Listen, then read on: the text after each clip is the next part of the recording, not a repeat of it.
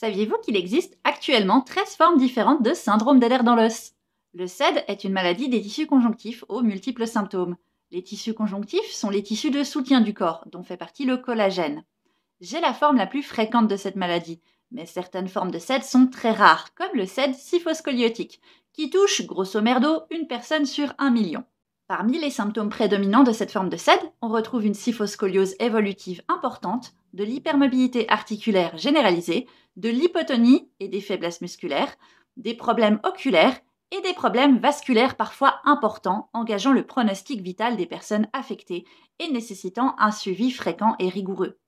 Et vous savez qui a un syndrome d'Ehlers-Danlos scyphoscoliotique? Youssef.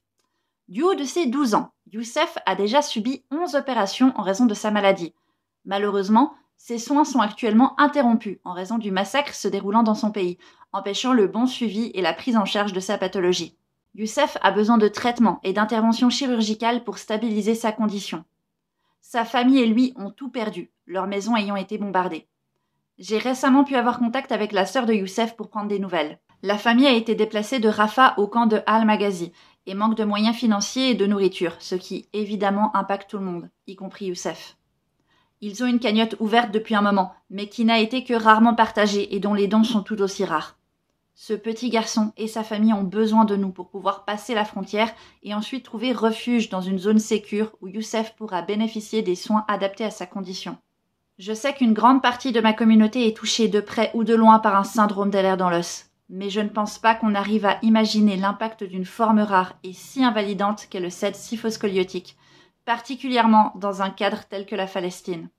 S'il vous plaît, partagez en masse, participez si vous le pouvez, faites ce qu'il faut pour pouvoir aider cette famille. Sur le lien de leur cagnotte, vous trouverez le compte Instagram de la sœur de Youssef si vous souhaitez la contacter et voir comment les aider. Vous pouvez aussi trouver le dossier médical de Youssef si vous avez besoin de mieux comprendre les implications du 7K sur sa santé. Je compte sur la communauté Zèbre pour montrer sa solidarité et son soutien en ce moment difficile. Et je vous souhaite que chaque action que vous ferez vous soit rendue en triple en cuillère. Bye.